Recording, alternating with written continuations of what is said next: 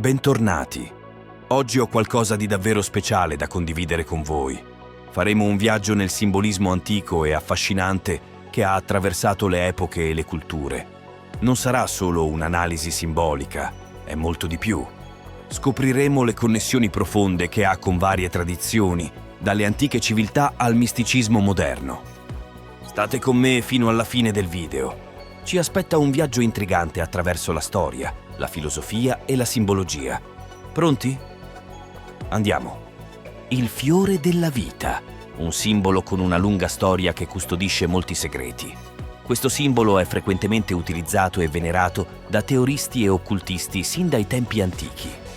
Ultimamente è diventato molto popolare, soprattutto con l'avvento della New Age, e ora vedremo il motivo. Fiore della vita è il nome con cui si conosce una figura geometrica composta da 19 cerchi sovrapposti e spaziati a intervalli regolari. Questo simbolo è stato utilizzato come motivo di adorazione e rappresentazione sin dai tempi antichi. Si forma da un modello simile a un fiore, con la struttura simmetrica di un esagono, collegandolo intimamente al Merkaba, al cubo di Metatrone o Arcangelo Metatrone e al cubo nero. Se osserviamo più attentamente la sua forma, un'illusione ottica farà scomparire i cerchi e mostrerà una serie di esagoni e triangoli con tutto ciò che essi rappresentano. Ad ogni modo, è importante comprendere che questa forma è multidimensionale e non deve essere confusa con una semplice bidimensionale. La proporzione geometricamente perfetta e l'armonia estetica che innegabilmente possiede il fiore della vita sono state riconosciute da filosofi, scienziati e artisti di tutto il mondo attraverso la storia.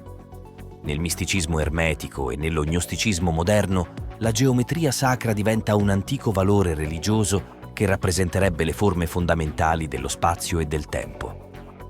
Questo simbolo sarebbe preso come una rappresentazione visiva dell'interconnessione della vita e viene utilizzato nelle meditazioni e nelle visualizzazioni per stimolare l'elevazione della coscienza.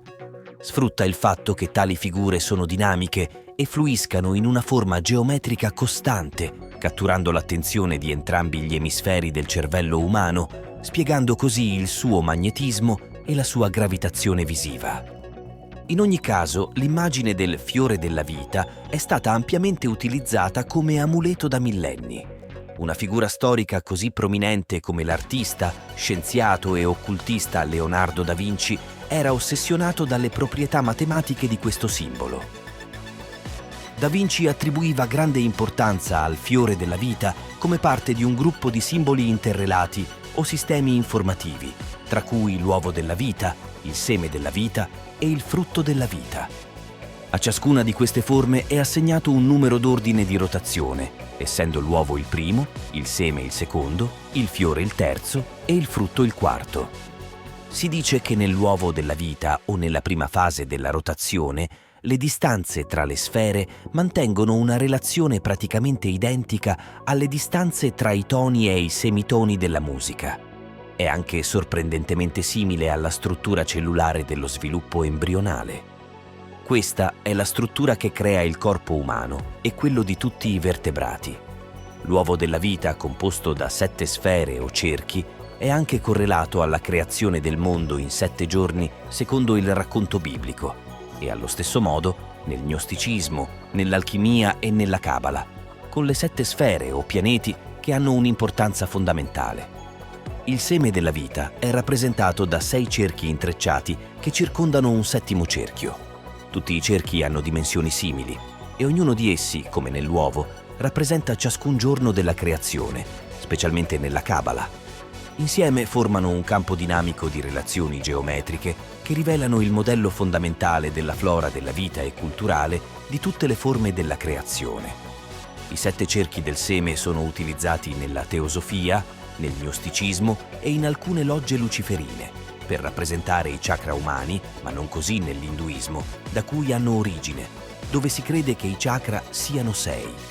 In ogni caso, alcune scuole di pensiero ritengono che il seme della vita sia l'essenza della creazione, simboleggiando tutto ciò che è legato al processo creativo, sostenendo che praticamente tutti gli elementi sulla Terra, sia reali che concettuali, derivino dal seme della vita. Alcuni esempi di questi potrebbero essere le 7 note musicali, i 7 chakra, i 7 giorni della settimana, i 7 colori dell'arcobaleno, le 7 personalità. In tutte queste scuole di pensiero si ritiene che la coscienza del creatore esista all'interno della sfera centrale. Il frutto della vita è un motivo elaborato solo con i cerchi ottenuti, collegando le linee di incrocio all'interno del fiore della vita. Viene considerata la quarta rotazione e un altro dei sistemi informativi che fanno parte di questa struttura.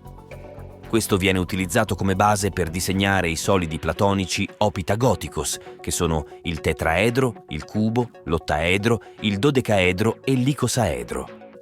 Questi sono considerati nelle scuole mistiche ed esoteriche come parte essenziale della geometria sacra, prendendo il nome in onore del filosofo greco Platone, che fu il primo a studiarli e attribuir loro proprietà sia matematiche che magiche. Tuttavia sono molto più antichi e sono stati trovati pietre scolpite con queste forme in Scozia, adattate nel Neolitico, con circa 10.000 anni di antichità. Se osserviamo attentamente, il fiore della vita non è altro che un Metatrone o arcangelo Metatrone, precisamente nell'esoterismo.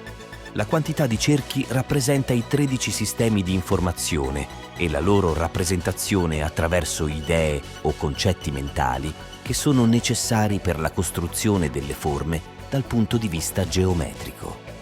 Il fiore della vita e tutti i cerchi sono considerati nodi di informazione ed è per questo che si suppone che abbiano le chiavi e le basi per la costruzione della forma. Ogni cerchio è un contenitore con informazioni specifiche che consentono i movimenti successivi, gli sviluppi e le combinazioni. Ora c'è un quinto simbolo in questo gruppo che, al di là dei 4 passaggi della rotazione che abbiamo menzionato prima, funziona come una sorta di sintesi o allegoria di essa: la rosa ex apestà, rosa esfogliata. Questo simbolo è conosciuto fin dall'età del bronzo, quando in tutta l'Europa proliferavano i culti solari, dove, come le triquetra e le svastiche, venivano usati come amuleti protettivi, specialmente nelle culture indoeuropee e nei popoli influenzati da esse.